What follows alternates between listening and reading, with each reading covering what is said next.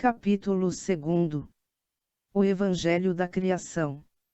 62. Por que motivo incluir, neste documento dirigido a todas as pessoas de boa vontade, um capítulo referido às convicções de fé?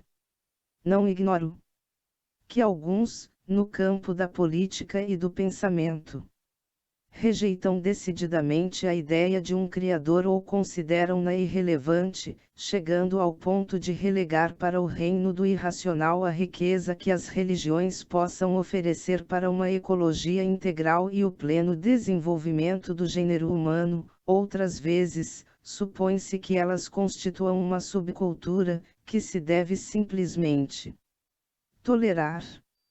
Todavia a ciência e a religião, que fornecem diferentes abordagens da realidade, podem entrar num diálogo intenso e frutuoso para ambas. Uma luz que a fé oferece.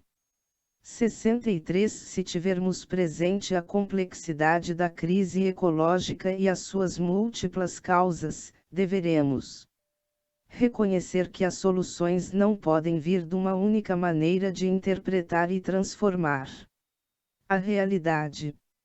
É necessário recorrer também às diversas riquezas culturais dos povos, à arte e à poesia, à vida interior e à espiritualidade. SIC 49.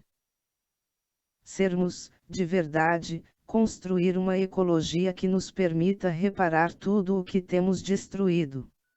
Então nenhum ramo das ciências e nenhuma forma de sabedoria pode ser transcurada, nem sequer a sabedoria religiosa com a sua linguagem própria.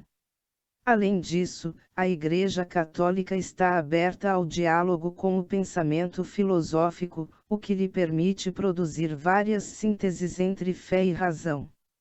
No que diz respeito às questões sociais, pode-se constatar isto mesmo no desenvolvimento da doutrina social da Igreja, chamada a enriquecer-se cada vez mais a partir dos novos desafios. 64. Por outro lado, embora esta encíclica se abra a um diálogo com todos para, juntos, buscarmos caminhos de libertação, quero mostrar desde o início como as convicções da fé oferecem aos cristãos e, em parte, também a outros crentes motivações altas para cuidar da natureza e dos irmãos e irmãs mais frágeis.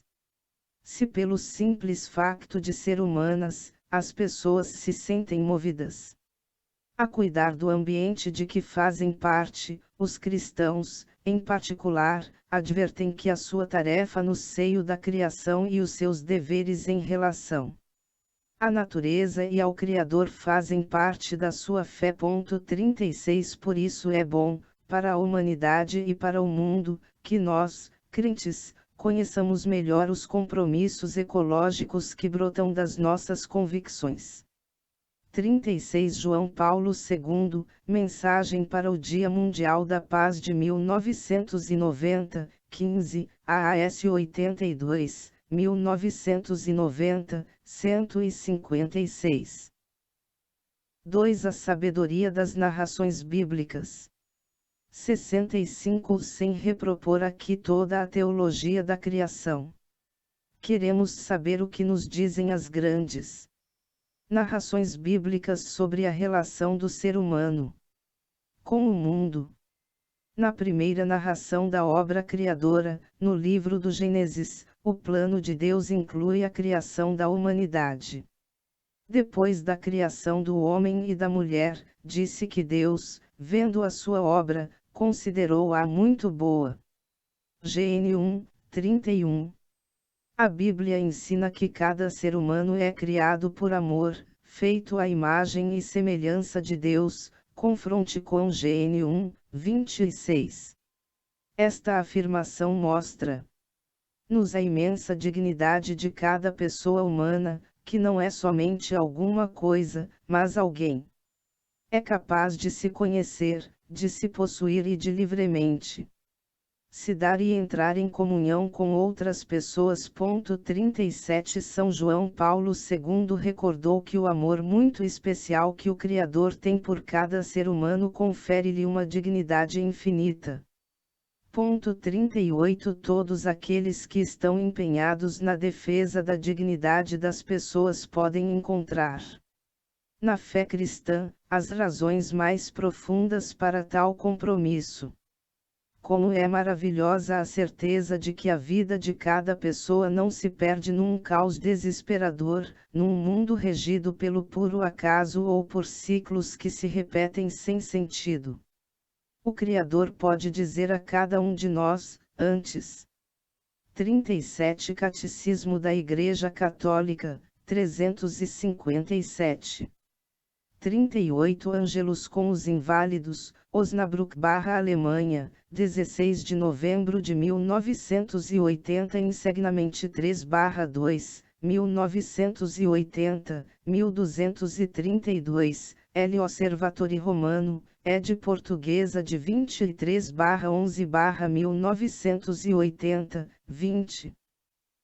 De te haver formado no ventre materno, eu já te conhecia. J.R. 1, 5. Fomos concebidos no coração de Deus e, por isso, cada um de nós é o fruto de um pensamento de Deus. Cada um de nós é querido, cada um de nós é amado, cada um é necessário. 39. 66 As narrações da criação no livro do Gênesis contêm, na sua linguagem simbólica e narrativa, ensinamentos profundos sobre a existência humana e a sua realidade histórica. Estas narrações sugerem que a existência humana se baseia sobre três relações fundamentais intimamente ligadas: as relações com Deus, com o próximo e com a terra. Segundo a Bíblia, estas três relações vitais romperam-se não só exteriormente, mas também dentro de nós. Esta ruptura é o pecado. A harmonia entre o Criador, a humanidade e toda a criação foi destruída por termos pretendido ocupar o lugar de Deus, recusando reconhecer-nos como criaturas limitadas.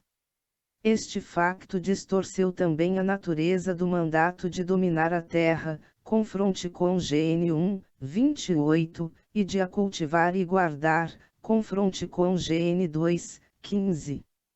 Como resultado, a relação originariamente harmoniosa entre o ser humano e a natureza transformou-se num conflito, confronte com GN 3, 17-19. Por isso, é significativo que a harmonia vivida por São Francisco de Assis com todas as criaturas tenha sido interpretada como uma sana. 39.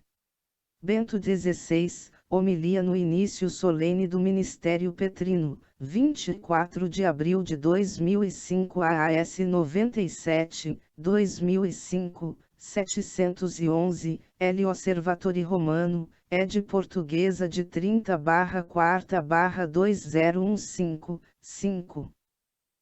São daquela ruptura. Dizia São Boaventura que, através da reconciliação universal com todas as criaturas, Francisco voltara de alguma forma ao estado de inocência original. 40 Longe deste modelo. O pecado manifesta-se hoje, com toda a sua força de destruição, nas guerras, nas várias formas de violência e abuso, no abandono dos mais frágeis, nos ataques contra a natureza.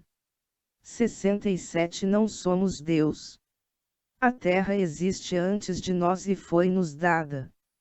Isto permite responder a uma acusação lançada contra o pensamento judaico cristão. Foi dito que a narração do Gênesis, que convida a dominar a terra, confronte com GN 1, 28, favoreceria a exploração selvagem da natureza, apresentando uma imagem do ser humano como dominador e devastador.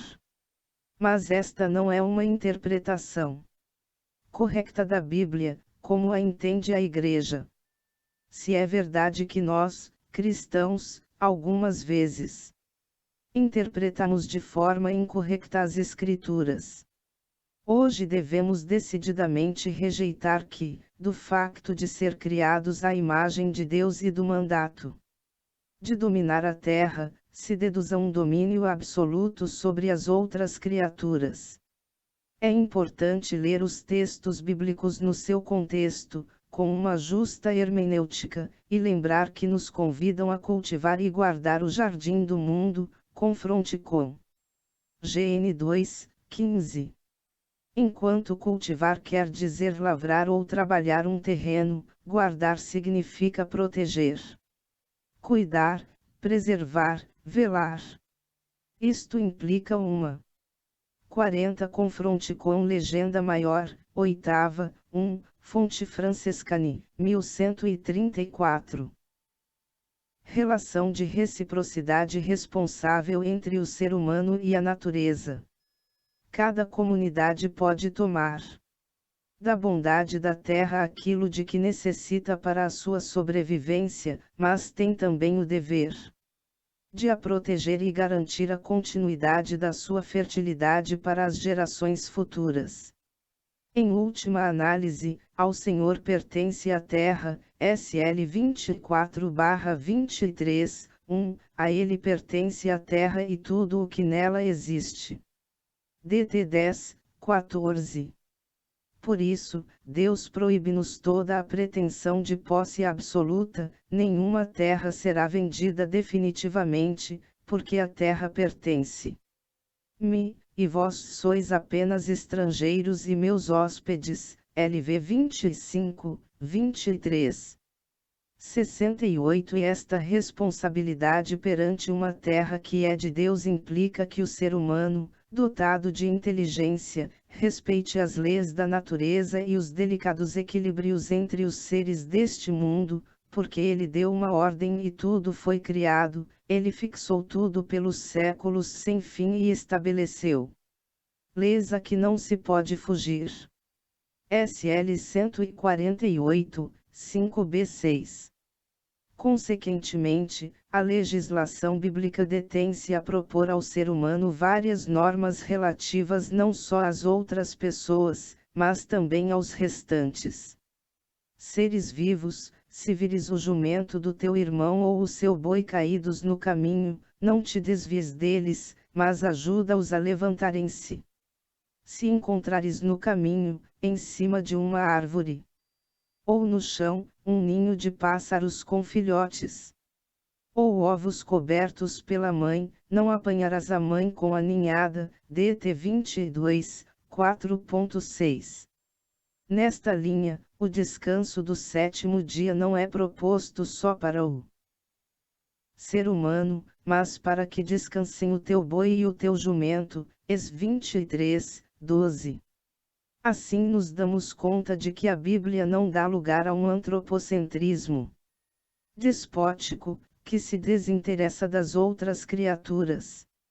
69. Ao mesmo tempo que podemos fazer um uso responsável das coisas, somos chamados a reconhecer que os outros seres vivos têm um valor próprio diante de Deus e, pelo simples facto de existirem, eles o bendizem e lhe dão glória. 41. Porque o Senhor se alegra em suas obras. SL 104/103, 31. Precisamente pela sua dignidade única e por ser dotado de inteligência, o ser humano é chamado a respeitar a criação com as suas leis internas, já que o Senhor fundou a terra com sabedoria. PR 3:19. Hoje, a Igreja não diz, de forma simplicista, que as outras criaturas estão totalmente subordinadas ao bem do ser humano, como se não tivessem um valor em si mesmas e fosse possível dispor delas à nossa vontade, mas ensina como fizeram os bispos da Alemanha que, nas outras criaturas, se poderia falar da prioridade do ser sobre o ser. UTS. 42. O catecismo põe em questão, de forma muito direta e insistente, um antropocentrismo desordenado. Cada criatura possui a sua bondade e perfeição próprias.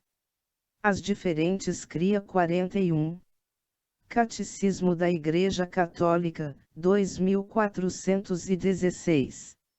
42 Conferência Episcopal Alemã, Zukunft der Schöpfung Zukunft der Menschheit.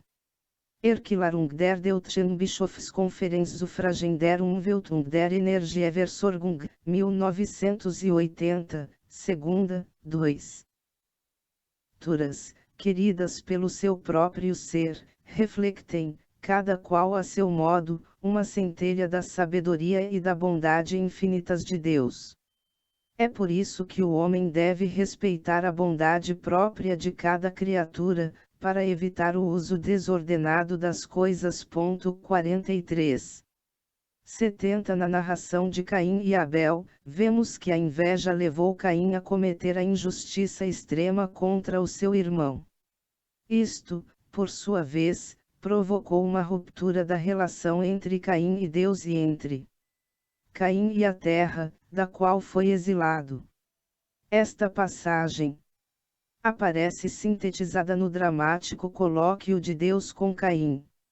Deus pergunta: onde está o teu irmão Abel?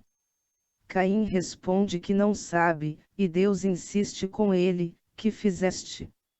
A voz do sangue do teu irmão clama da terra até mim. De futuro, serás amaldiçoado pela terra. Serás vagabundo e fugitivo sobre a terra. GN 4, 9 12. O descuido no compromisso de cultivar e manter um correto relacionamento com o próximo, relativamente a quem sou devedor da minha solicitude e custódia, destrói o relacionamento interior comigo mesmo, com os outros, com Deus e com a terra. Quando todas estas relações são negligenciadas, quando a justiça deixa de habitar na terra, a Bíblia diz-nos que toda a vida está em perigo. Assim nulo ensina a narração de Noé, quando Deus ameaça acabar com a humanidade pela sua persistente incapacidade de viver à altura. 43 Catecismo da Igreja Católica, 339. Das exigências da justiça e da paz, o fim de toda a humanidade chegou diante de mim, pois ela encheu a terra de violência. GN 6, 13.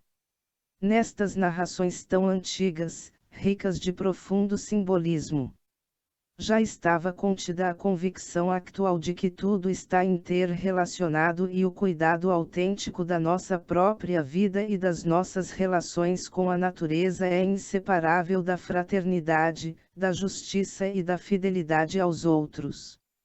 71 Embora Deus reconhecesse que a maldade dos homens era grande na terra, GN 6, 5, arrependendo-se de ter criado o homem sobre a terra, GN 6, 6, ele decidiu abrir um caminho de salvação através de Noé, que ainda se mantinha íntegro e justo. Assim deu à humanidade a possibilidade de um novo início. Basta um homem bom para haver esperança.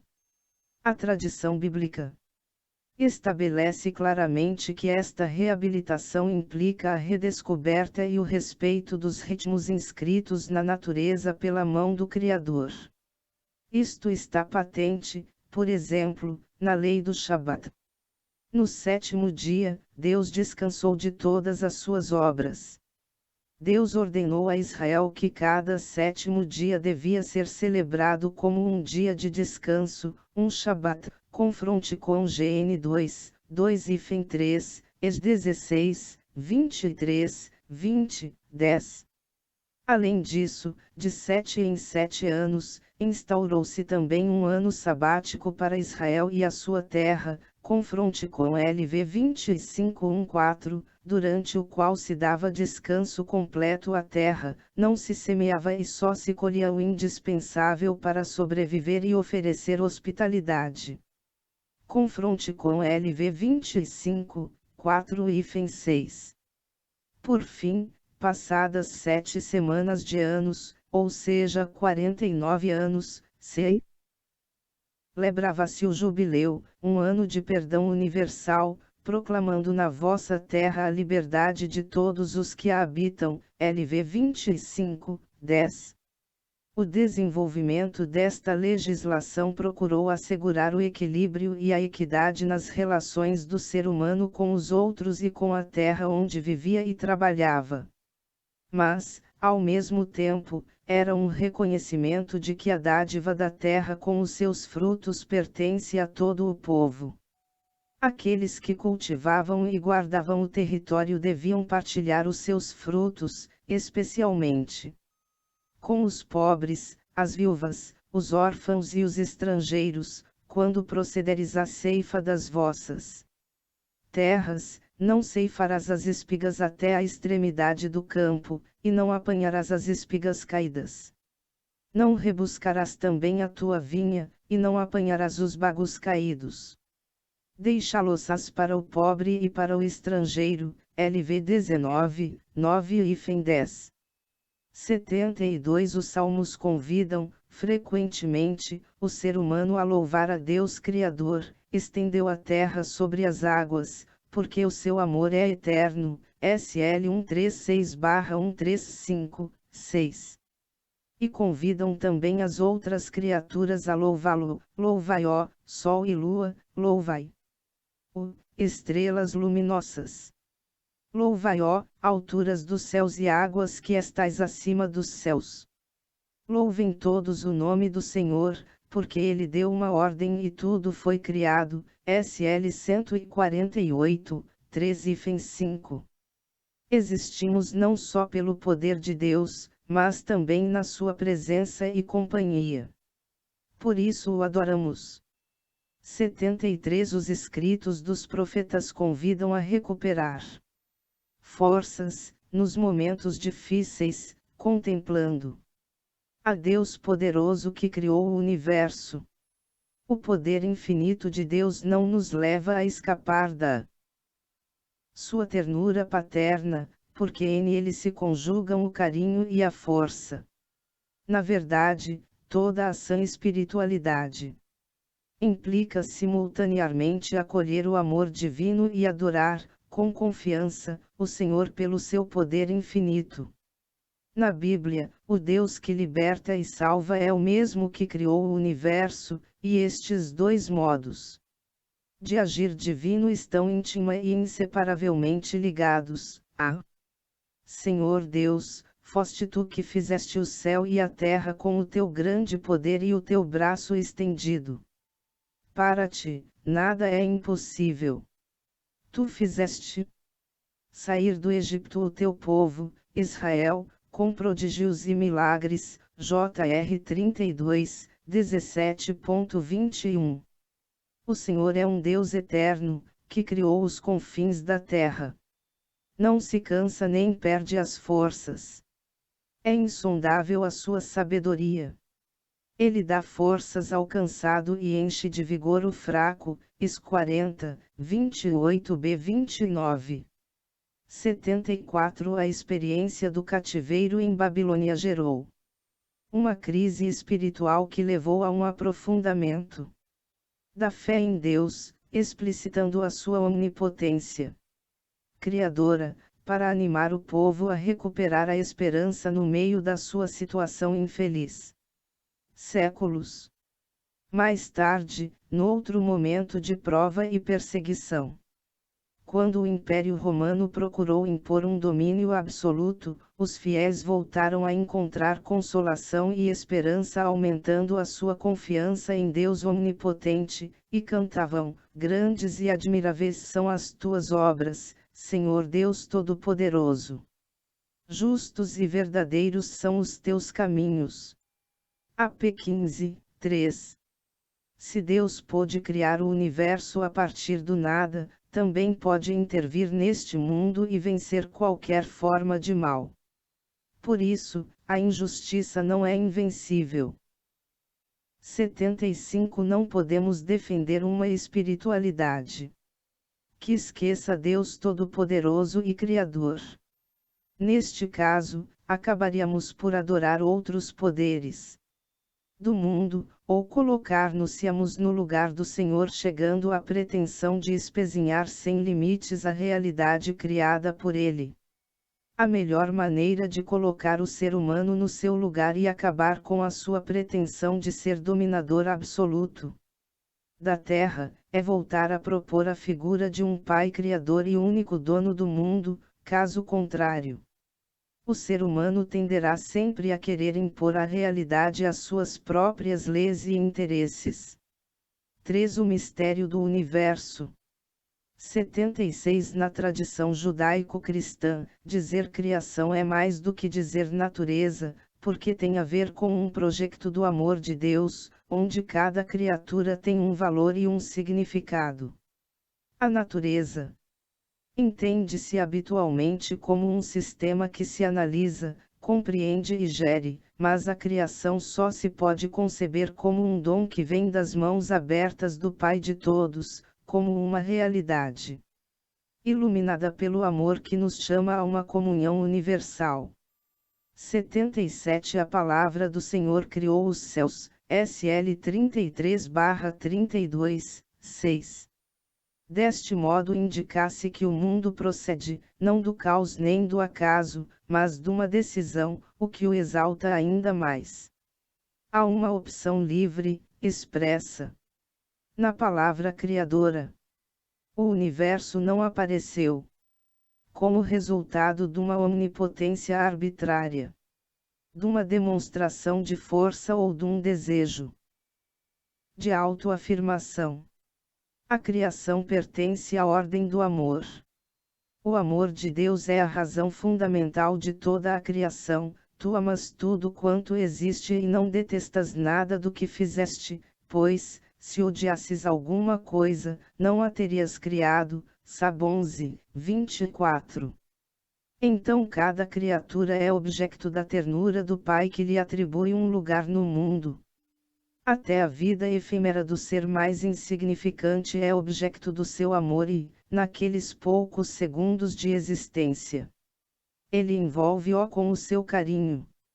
Dizia São Basílio Magno que o Criador é também a bondade sem cálculos. 44. E Dante Alighieri falava do amor que move o sol e as outras estrelas.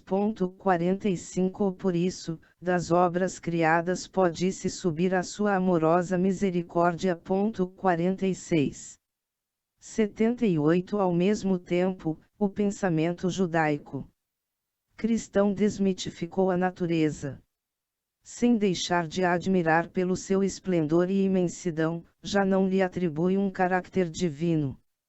Deste modo, ressalta ainda mais o nosso compromisso para com ela.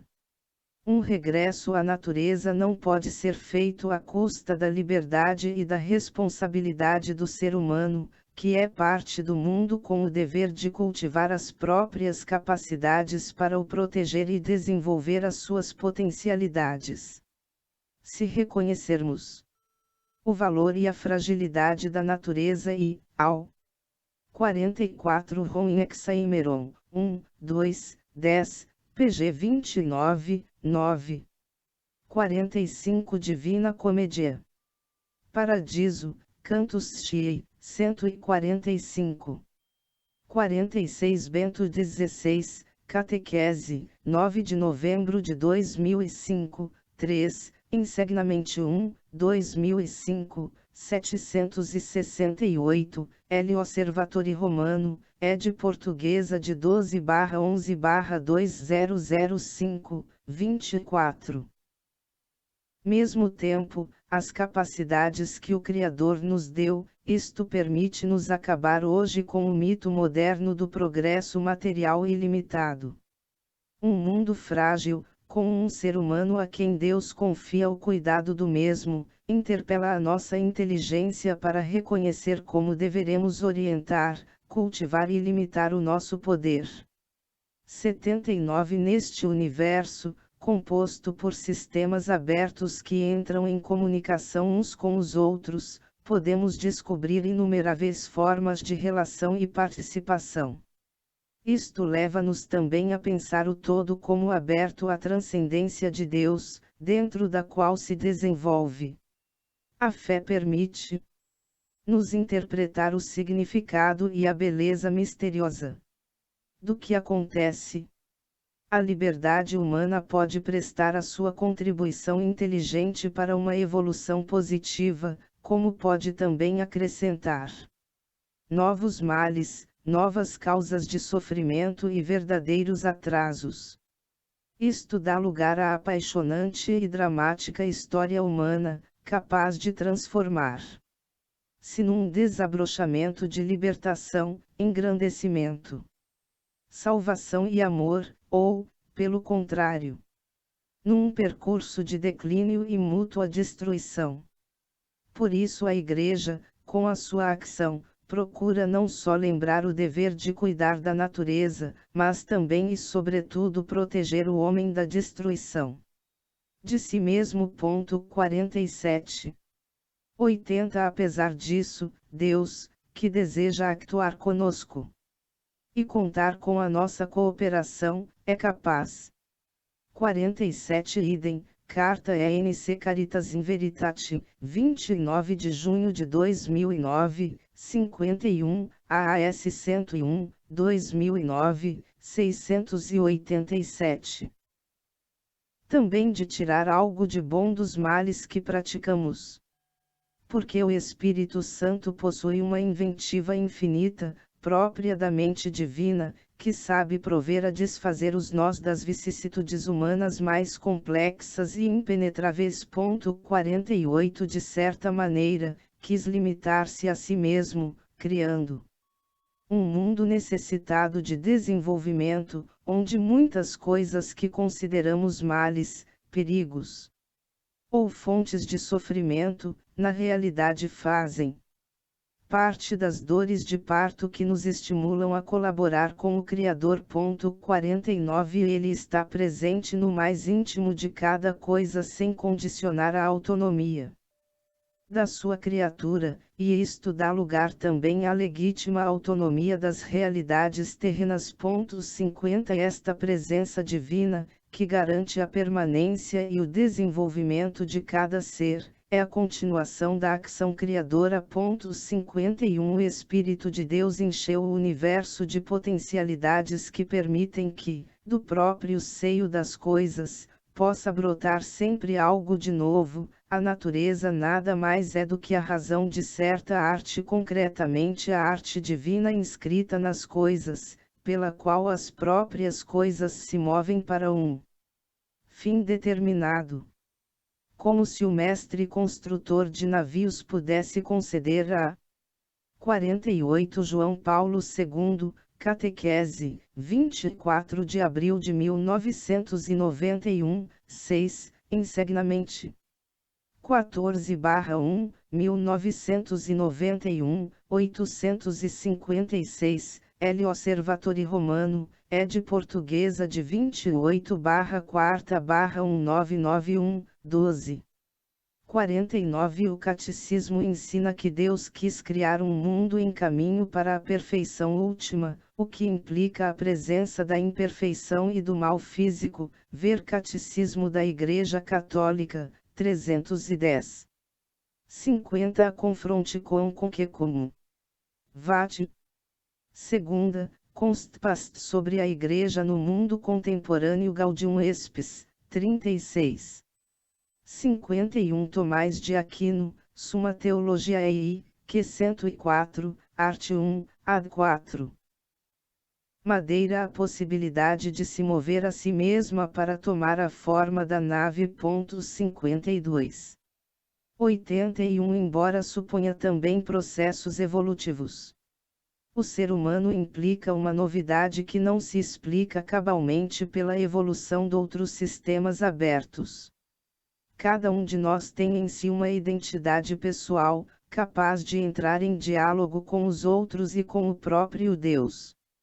A capacidade de reflexão, o raciocínio, a criatividade, a interpretação, a elaboração artística e outras capacidades originais manifestam uma singularidade que transcende o âmbito físico e biológico.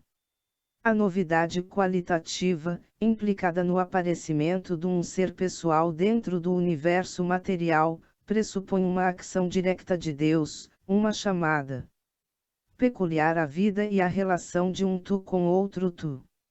A partir dos textos bíblicos, consideramos o ser humano como sujeito, que nunca pode ser reduzido à categoria de objeto. 82 Mas seria errado também pensar que os outros seres vivos devam ser considerados como meros objetos submetidos ao domínio arbitrário do ser humano. Quando se propõe uma visão da natureza unicamente como objeto de lucro e interesse, isso comporta graves consequências também para a sociedade. A visão que consolida o arbítrio do mais forte favoreceu imensas desigualdades, injustiças e violências para a maior. 52 Idem, Incto Libros Physicorum Aristoteles Expositio, Lib 2, Lection 14. Parte da humanidade, porque os recursos tornam-se propriedade do primeiro que chega ou de quem tem mais poder, o vencedor leva tudo. O ideal de harmonia, justiça, fraternidade e paz que Jesus propõe situa-se nos antípodas de tal modelo, como ele mesmo se expressou ao compará-lo com os poderes do seu tempo. Sabeis que os chefes das nações as governam como seus senhores, e que os grandes exercem sobre elas o seu poder. Não seja assim entre vós. Pelo contrário, quem entre vós quiser fazer-se grande, seja o vosso servo. MT 20, 25 e 26.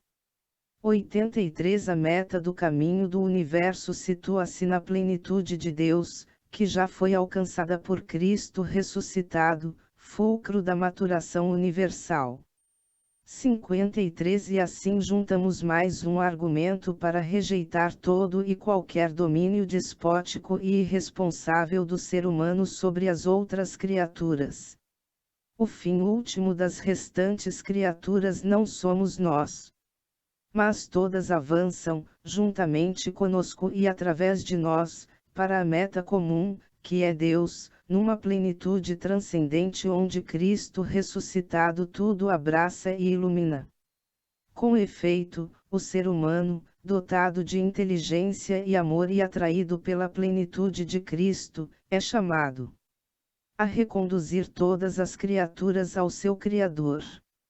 53 Coloca-se, nesta perspectiva, a contribuição do P. Teilhard de Chardin. Veja-se Paulo VI, Discurso numa Fábrica Químico Farmacêutico, 24 de fevereiro de 1966. Insegnamente 4, 1966, 992-993, João Paulo II. Carta ao Reverendo P. George V. Coyne, 1 de junho de 1988. Insegnamente 11/2, 1988, 1715, Bento XVI, homilia na celebração das vésperas, em Aosta, 24 de julho de 2009. Insegnamente 5/2, 2009, 60.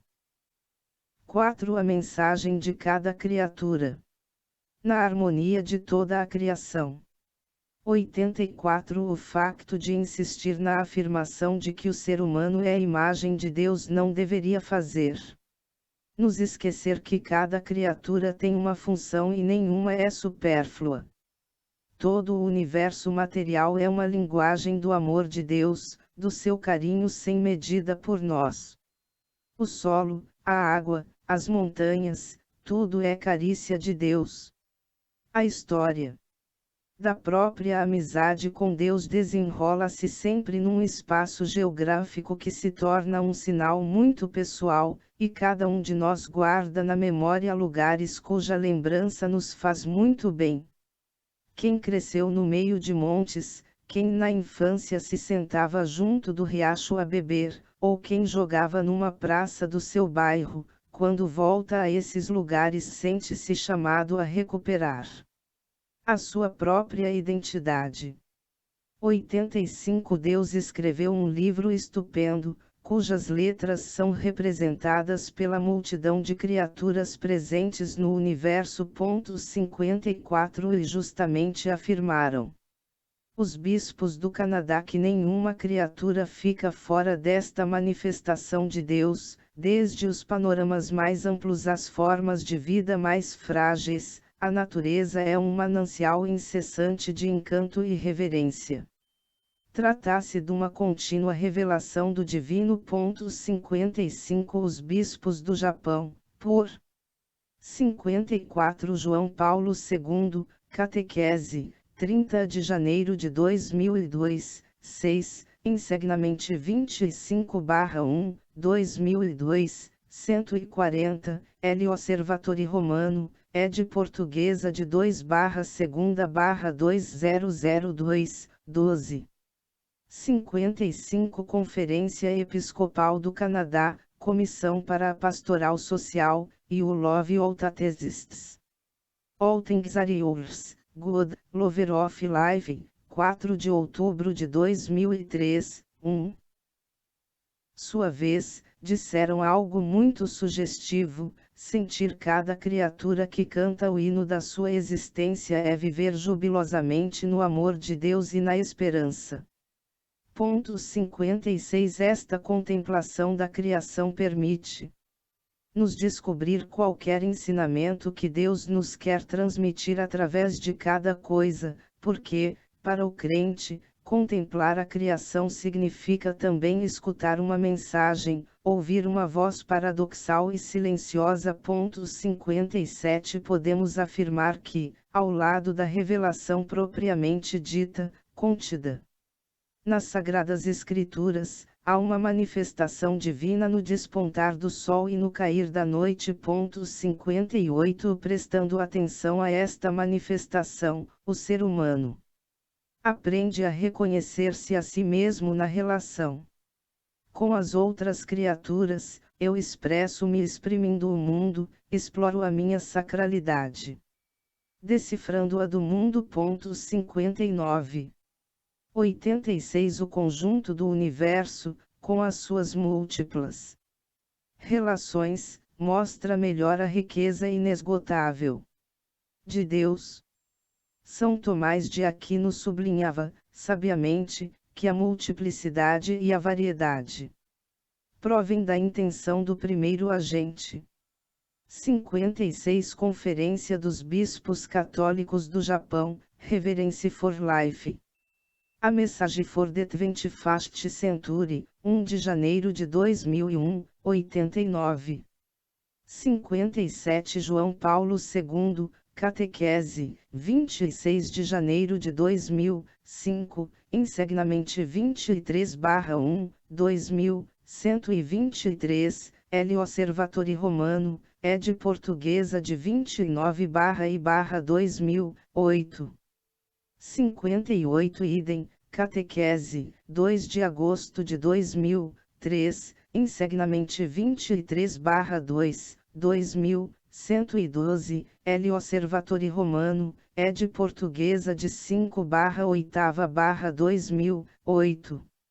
59 Paul Ricoeur, Philosophie de la Volonté. Segunda parte, Finitude et Culpabilité, Paris 2009, 216. O qual quis que o que falta a cada coisa, para representar a bondade divina, seja suprido pelas outras 60, pois a sua bondade não pode ser convenientemente representada por uma só criatura. 61 Por isso, precisamos de individuar a variedade das coisas nas suas múltiplas relações. 62 Assim, compreende-se melhor a importância e o significado de qualquer criatura, se a contemplarmos no conjunto do plano de Deus. Tal é o ensinamento do catecismo: a interdependência das criaturas é querida por Deus. O sol e a lua, o cedro e a florzinha, a águia e o pardal, o espetáculo das suas incontáveis diversidades e desigualdades, significa que nenhuma criatura se basta a si mesma. Elas só existem na dependência umas das outras, para se completarem mutuamente no serviço umas das outras. 63. 87 Quando nos damos conta do reflexo de Deus em tudo o que existe, o coração experimenta o desejo de adorar o Senhor por todas as suas criaturas e juntamente com elas, como se vê neste gracioso cântico de São Francisco de Assis. Louvado sejas, meu Senhor, com todas as tuas criaturas, especialmente o meu Senhor irmão Sol, o qual faz o dia e por ele nos alumia. E ele é belo e radiante com grande esplendor. 60 Summa Theologiae, Q 47, art. 1. 61 Ibidem. 62 Confronte com Ibidem, art. 2, ad 1, art. 3. 63 Catecismo da Igreja Católica, 340. De ti, Altíssimo, nos dá ele a imagem. Louvado sejas, meu Senhor, pela irmã lua e pelas estrelas, que no céu formaste claras, preciosas e belas. Louvado sejas, meu Senhor, pelo irmão vento, pelo ar, pela nuvem, pelo sereno, e todo o tempo, com o qual, às tuas criaturas, dás o sustento. Louvado sejas, meu Senhor, pela irmã água, que é tão útil e humilde, e preciosa e casta. Louvado sejas, meu Senhor, pelo irmão fogo, pelo qual iluminas a noite. Ele é belo e alegre, vigoroso e forte. 64. 88 Os bispos do Brasil sublinharam que toda a natureza, além de manifestar Deus, é lugar da sua presença. Em cada criatura, habita o seu espírito vivificante, que nos chama a um relacionamento com ele. 65 A descoberta desta presença estimula em nós o desenvolvimento das virtudes ecológicas. 66 Mas, quando dizemos isto, não esqueçamos que há também uma distância infinita, pois as coisas deste mundo não possuem a plenitude de Deus. Esquecê-lo, aliás, também não faria bem às criaturas, porque não reconheceríamos o seu lugar verdadeiro e próprio, acabando por lhes exigir indevidamente aquilo que, na sua pequenez, não nos podem dar. 64 Cântico delle Creaturi, Fonte Francescani, 263. 65 Confronte com Conferência Nacional dos Bispos do Brasil, a Igreja e a Questão Ecológica, 1992, 53 e 54. 66 Ibidem, 61. 5 Uma comunhão universal. 89 As criaturas deste mundo não podem ser consideradas um bem sem dono, todas são tuas, ó Senhor, que amas a vida. Sab 11, 26. Isto gera a convicção de que nós e todos os seres do universo, sendo criados pelo mesmo Pai, estamos unidos por laços invisíveis e formamos uma espécie de família universal, uma comunhão sublime que nos impele a um respeito sagrado, amoroso e humilde. Quero lembrar que Deus uniu-nos tão estreitamente ao mundo que nos rodeia, que a desertificação do solo é como uma doença para cada um, e podemos lamentar a extinção de uma espécie como se fosse uma mutilação. 67. 90 Isto não significa igualar todos os seres vivos e tirar ao ser humano aquele seu valor peculiar, que, simultaneamente, implica uma tremenda responsabilidade. Também não requer uma divinização da terra, que nos privaria da nossa vocação de colaborar com ela e proteger a sua fragilidade. Estas concepções acabariam por criar novos desequilíbrios, na tentativa de fugir da realidade que nos interpela. 68 Às vezes nota-se a obsessão de negar qualquer preeminência à pessoa humana, conduzindo-se uma luta em prol das outras espécies que não se vê na hora. 67 Francisco, exorta. A.P. Evangelii Gaudium, 24 de novembro de 2013, 215, AAS 105, 2013, 1109. 68 Confronte com Bento XVI, Carta ENC Caritas in Veritate, 29 de junho de 2009, 14, AAS 101, 2009, 650. De defender igual dignidade entre os seres humanos. Devemos, certamente, ter a preocupação de que os outros seres vivos não sejam tratados de forma irresponsável, mas deveriam indignar-nos sobretudo as enormes desigualdades que existem entre nós, porque continuamos a tolerar que alguns se considerem mais dignos do que outros. Deixamos de notar que alguns se arrastam numa miséria degradante, sem possibilidades reais de melhoria, enquanto outros não sabem sequer que fazer ao que têm, ostentam vaidosamente uma suposta superioridade e deixam atrás de si um nível de desperdício tal que seria impossível generalizar sem destruir o planeta. Na prática, continuamos a admitir que alguns se sintam mais humanos que outros, como se tivessem nascido com maiores direitos.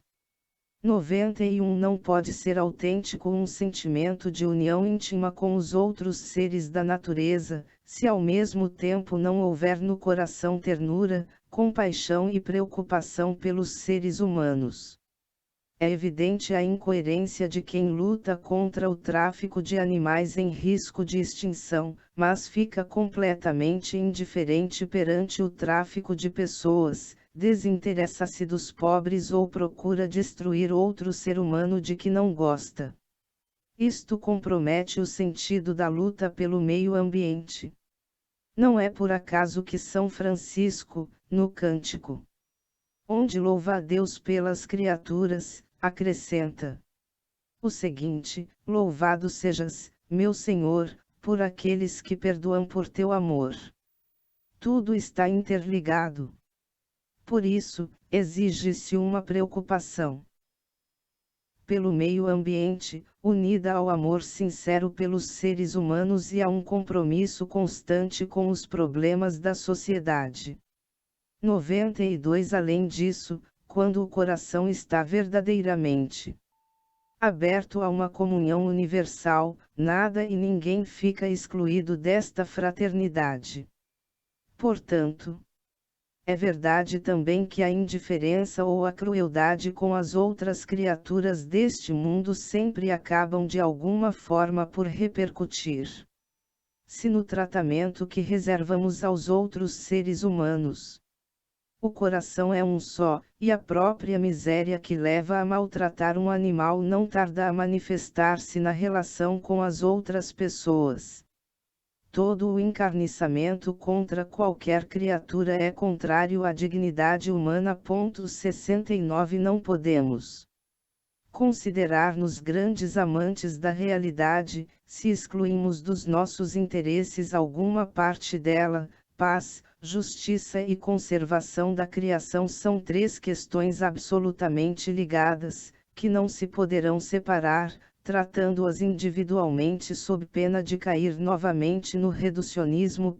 70 Tudo está relacionado, e todos nós, seres humanos, caminhamos juntos como irmãos e irmãs numa peregrinação maravilhosa, entrelaçados pelo amor que Deus tem a cada uma das suas criaturas e que nos une também, com terna afeição, ao irmão Sol, à irmã Lua, ao irmão Rio e à Mãe Terra. 69 Catecismo da Igreja Católica, 2418. 70 A Conferência do Episcopado Dominicano, Carta Pastoral Sobre la relación del hombre con la naturaleza, 21 de janeiro de 1987.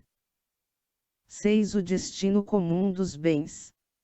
93. Hoje, crentes e não crentes estão de acordo que a terra é, essencialmente, uma herança comum, cujos frutos devem beneficiar a todos. Para os crentes, isto torna-se uma questão de fidelidade ao Criador, porque Deus criou o mundo para todos. Por conseguinte, toda a abordagem ecológica deve integrar uma perspectiva social que tenha em conta os direitos fundamentais dos mais desfavorecidos. O princípio da subordinação da propriedade privada ao destino universal dos bens e, consequentemente, o direito universal ao seu uso é uma regra de ouro do comportamento social e o primeiro princípio de toda a ordem ético-social. 71. A tradição cristã nunca reconheceu como absoluto ou intocável o direito à propriedade privada, e salientou a função social de qualquer forma de propriedade privada. São João Paulo II lembrou esta doutrina, com grande ênfase, dizendo que Deus deu a terra a todo o gênero humano, para que ela sustente todos os seus membros, sem excluir nem privilegiar ninguém. 72. São palavras densas e fortes. Insistiu que não seria verdadeiramente digno do homem, um tipo de desenvolvimento que não respeitasse e promovesse os direitos humanos, pessoais e sociais, econômicos e políticos, incluindo os direitos. 71. João Paulo II, Carta ENC Laborem Exercens, 14 de setembro de 1981, 19, AAS 73, 1981, 626. 72. Carta ENC Centésimos Anos, 1 de maio de 1991, 31, AAS 83, 1991, 831. Das nações e dos povos. 73. Com grande clareza, explicou que a Igreja defende, sim, o legítimo direito à propriedade privada, mas ensina, com não menor clareza, que sobre toda a propriedade particular pesa sempre uma hipoteca social, para que os bens sirvam ao destino geral que Deus lhes deu. 74. Por isso, afirma que não é segundo o desígnio de Deus gerir este dom de modo tal que os seus benefícios aproveitem só a alguns poucos. 75. Isto põe seriamente em discussão os hábitos injustos de uma parte da humanidade. 76. 94. O rico e o pobre têm igual dignidade, porque quem os fez a ambos foi o Senhor. PR 22, 2. Ele criou o pequeno e o grande, Sab 6, 7, e faz com que o sol se levante sobre os bons e os maus, MT 5, 45. Isto tem consequências práticas. Como explicitaram os bispos do Paraguai, cada camponês tem direito natural de possuir um lote razoável de terra, onde possa estabelecer o seu lar, trabalhar para a subsistência da sua família e gozar de segurança existencial. Este direito deve ser de tal forma garantido, que o seu exercício não seja ilusório mas real. Isto significa: 73. Carta ENC Solicito do Rei Socialis, 30 de dezembro de 1987, 33, AAS 80, 1988, 557. 74. O discurso aos indígenas e agricultores do México, em Cuilapan, 29 de janeiro de 1979, 6, AAS 71, 1979, 209, L. Osservatori Romano, ed. Portuguesa de 11/2/1979, 4.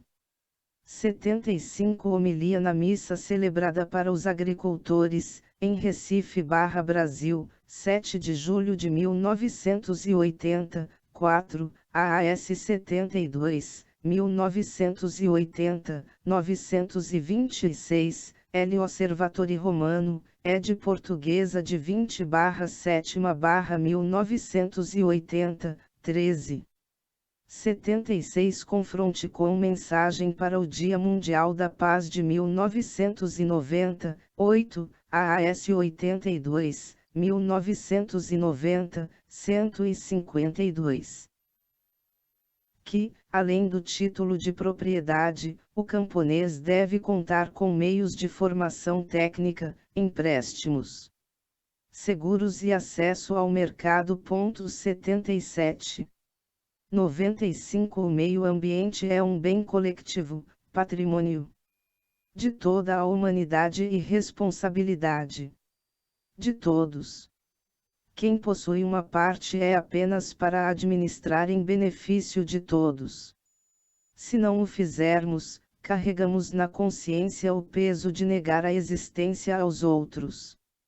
Por isso, os bispos da Nova Zelândia perguntavam-se que significado possa ter o mandamento "não matarás", quando uns 20% da população mundial consomem recursos numa medida tal que roubam às nações pobres, e às gerações futuras, aquilo de que necessitam para sobreviver. 78. 7 O olhar de Jesus. 96 Jesus retoma a fé bíblica no Deus Criador e destaca um dado fundamental: Deus é Pai. Confronte com Mt 11, 25. Em colóquio com os seus discípulos, Jesus convidava-os a reconhecer a relação paterna que Deus tem com todas as criaturas e recordava-lhes, com comovente ternura, como cada uma delas era importante aos olhos dele. Não se vendem 5 pássaros por 2 pequeninas moedas. Contudo, nenhum deles passa despercebido diante de Deus. LC 12, 6. Olhai as aves do céu. 77 Conferência Episcopal do Paraguai, Carta Pastoral El Campesino Paraguaio Y La Tierra, 12 de junho de 1983, 2, 4, d. 78 Conferência Episcopal da Nova Zelândia, Statement on Environmental Issues, 1 de setembro de 2006. Não semeiam nem ceifam nem recolhem em celeiros. E o vosso Pai Celeste alimenta-as. Mt 6, 26. 97 O Senhor podia convidar os outros a estar atentos à beleza que existe no mundo, porque ele próprio vivia em contato permanente com a natureza e prestava-lhe uma atenção cheia de carinho e admiração. Quando percorria os 4 cantos da sua terra, detinha-se a contemplar a beleza semeada por seu Pai e convidava os discípulos a individuarem, nas coisas, uma mensagem divina. Levantai os olhos e vede os campos que estão doirados para a ceifa. JO 4, 35. O reino dos céus é semelhante a um grão de mostarda que um homem tomou e semeou no seu campo. É a menor de todas as sementes, mas, depois de crescer, torna-se a maior planta do horto e transforma-se numa árvore. Mt 13, 31-32. 98 Jesus vivia em plena harmonia com a criação. Com grande maravilha dos outros, quem é este, a quem até o vento e o mar obedecem? Mt 8, 27. Não se apresentava como um asceta separado do mundo ou inimigo das coisas aprazíveis da vida. Falando de si mesmo, declarou: veio o Filho do Homem que come e bebe, e dizem: aí está um glutão e bebedor de vinho. Mt 11, 19. Encontrava-se longe das filosofias que desprezavam o corpo, a matéria e as realidades deste mundo. Todavia, ao longo da história, estes dualismos combalidos tiveram notável influência em alguns pensadores cristãos e desfiguraram o Evangelho. Jesus trabalhava com suas mãos, entrando diariamente em contato com matéria criada por Deus para a moldar com a sua capacidade de artesão. É digno de nota que a maior parte da sua existência terrena tenha sido consagrada a esta tarefa, levando uma vida simples que não despertava maravilha alguma. Não é ele o carpinteiro, o filho de Maria. MC 6, 3. Assim santificou o trabalho, atribuindo-lhe um valor peculiar para o nosso amadurecimento. São João Paulo II ensinava que, suportando o que há de penoso no trabalho em união com Cristo crucificado por nós, o homem colabora, de alguma forma, com o Filho de Deus na redenção da humanidade. 79. 99. Segundo a compreensão cristã da realidade, o destino da criação inteira passa pelo mistério de Cristo, que nela está presente desde a origem. Todas as coisas foram criadas por ele e para ele. CL 1, 16.80. O prólogo do Evangelho de João, 1:18, mostra a atividade criadora de Cristo como palavra divina, Logos. Mas o mesmo prólogo surpreende ao afirmar que esta palavra se fez carne. J.O. 1:14. Uma pessoa da Santíssima Trindade inseriu-se no universo criado, partilhando a própria sorte com ele até a cruz. Desde o início do mundo, mas de modo peculiar a partir da encarnação, o mistério de Cristo. Op. 79. Carta E.N.C. Laborem Exercens, 14 de setembro de 1981, 27, AAS 73, 1981, 645. 80. Por isso, São Justino podia falar de sementes do Verbo no mundo. Cf. segundo Apologia 8, 1-2, 13, 13-6, pg 6, 457 458, 467. Reveladamente no conjunto da realidade natural, sem com isso afetar a sua autonomia. Sem o Novo Testamento não nos fala só de Jesus terreno e da sua relação tão concreta e amorosa com o mundo, mostra-no-lo também como ressuscitado e glorioso, presente em toda a criação. Com o seu domínio universal. Foi em ele que aprouve a Deus fazer habitar toda a plenitude e, por ele e para ele, reconciliar todas as coisas, tanto as que estão na terra como as que estão no céu. CL 1, 19-20. Isto lança-nos para o fim dos tempos, quando o Filho entregar ao Pai todas as coisas a fim de que Deus seja tudo em todos. 1 Cor 15, 28.